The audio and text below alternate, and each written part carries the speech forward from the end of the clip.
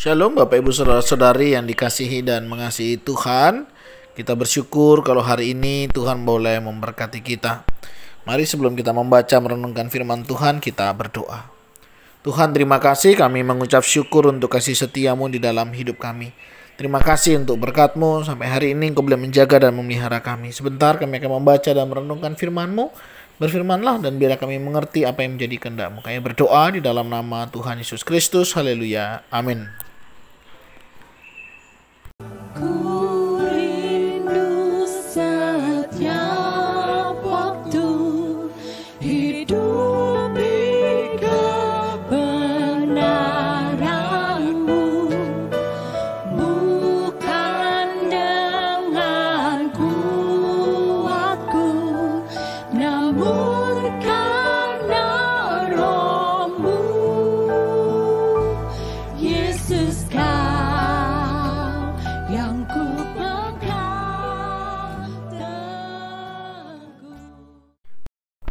Ayat firman Tuhan terambil dari Kejadian pasal yang ke-34, ayat yang pertama hingga ayatnya yang ke-31.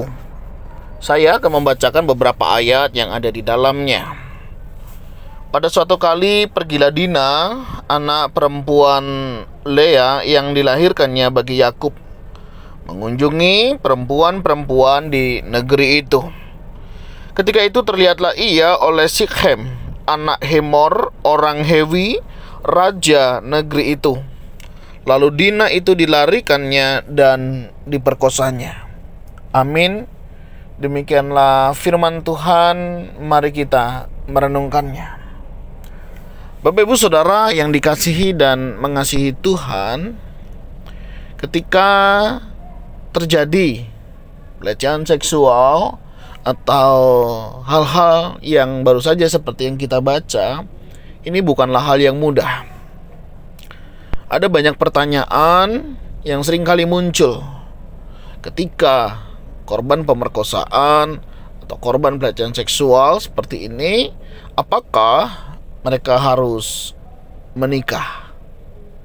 Apakah mereka harus melanjutkan hubungan di dalam pernikahan? Ada banyak pertimbangan memang ketika hal ini terjadi. Kalau tidak dinikahkan, nanti siapa bapak anak dari ini? Kalau tidak dinikahkan, alangkah malunya ketika lahir tidak ada ayahnya. Tapi sebagian orang juga berpendapat, buat apa dinikahkan kalau memang tidak ada dasar cinta di sana?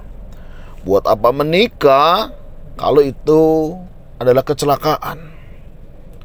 Buat apa menikah kalau itu adalah dasarnya tidak baik? Bapak Ibu Saudara, saya tidak tahu kita ada di posisi yang mana. Tetapi kita perlu ketahui semua pilihan pasti ada konsekuensinya.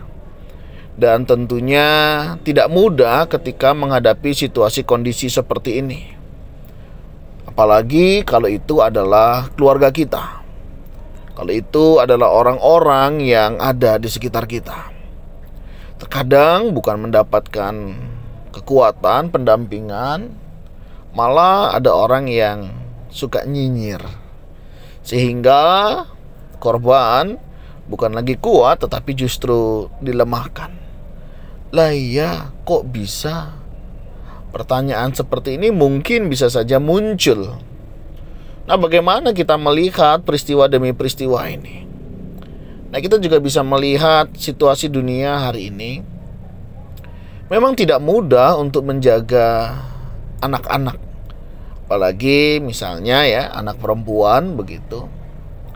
Yang kita tahu bukan hal yang mudah menjaga anak perempuan.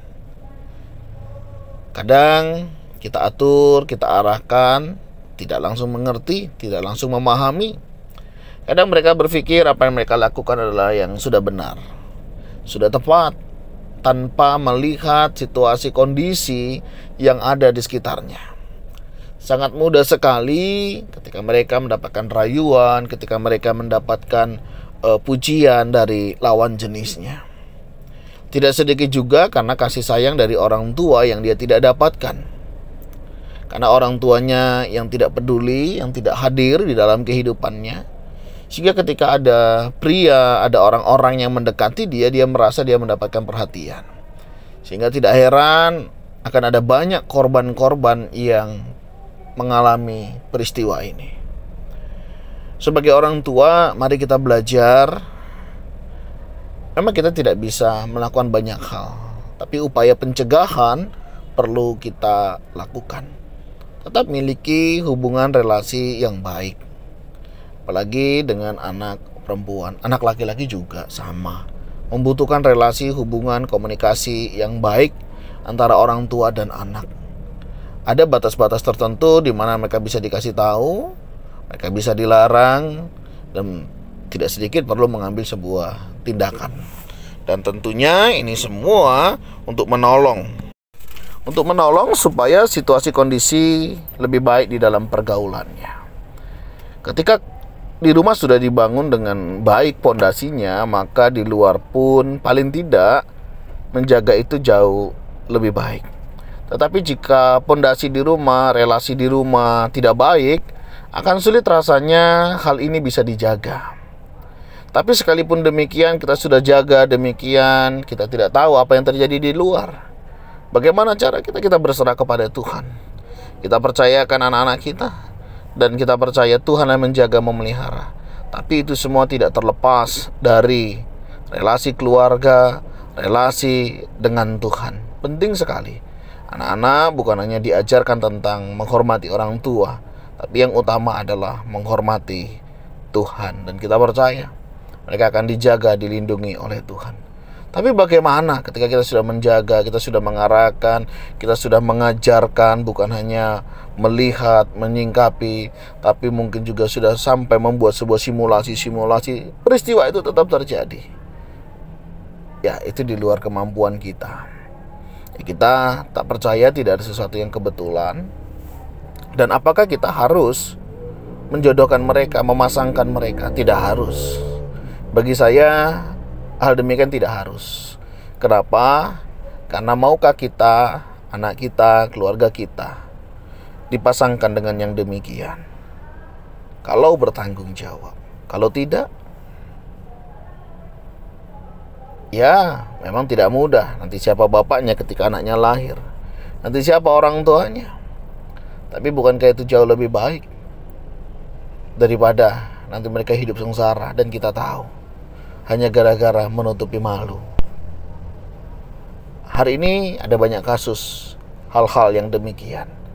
Dan banyak orang, banyak keluarga mengambil keputusan, ya sudah dinikahkan saja, tidak apa-apa. Nanti kalau sudah lahir, statusnya sudah ada, cerai pun tidak masalah. Begitu gampangnya orang melihat situasi permasalahan seperti ini. Tentunya tidak semudah itu.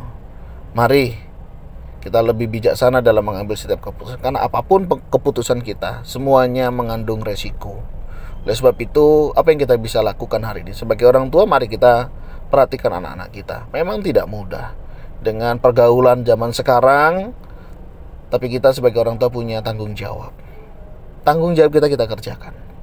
Yang kedua, sebagai anak-anak, baik laki-laki maupun perempuan, mari kita tetap menjaga pergaulan kita. Kepercayaan yang sudah diberikan, mari kita jaga. Kalau kita memang mengasihi pasangan kita, kalau kita memang mengasihi lawan jenis yang sudah ada dekat dengan kita, begitu ya, kita jaga dengan sebaik-baiknya. Nah, bagi kita yang sampai terjadi peristiwa itu, pertimbangkan masa-masa. Ya, jangan hanya untuk keamanan, kenyamanan sesaat, tapi kita mengorbankan sepanjang hidup kita. Pikirkan, gumulkan, pilih yang terbaik. Kalau kita belajar dari kisah ini, memang ada peristiwa-peristiwa yang memang tidak mengenakan. Bagaimana saudara-saudara dari korban melakukan tindakan-tindakan yang tentunya tidak baik. Saudara-saudara Dina tidak ada yang terima. Mereka memperdaya si Kem dan keluarganya, bangsanya, dan akhirnya membinasakan mereka. Dan ini menjadi luka bagi Yakub. Nah, mari memang rasa menjaga saudara-saudara yang sangat baik. Tetapi tetap harus kita perhatikan aturan yang berlaku. Jangan sampai kita menyelesaikan masalah tapi justru menimbulkan masalah.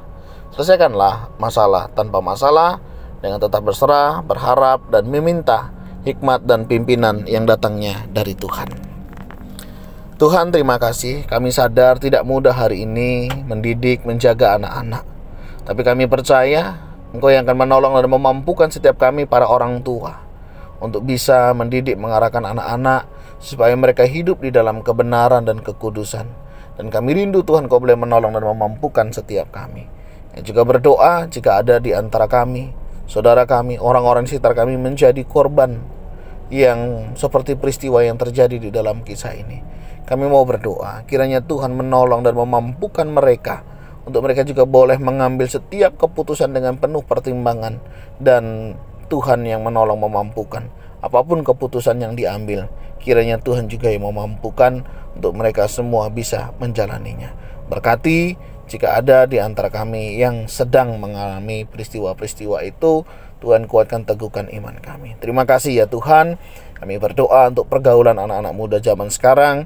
Kiranya juga anak-anak-Mu tetap dijaga dan dipimpin untuk mereka memiliki roh yang takut akan Tuhan. Terima kasih ya Tuhan. Kami serahkan hidup kami serahkan keluarga kami.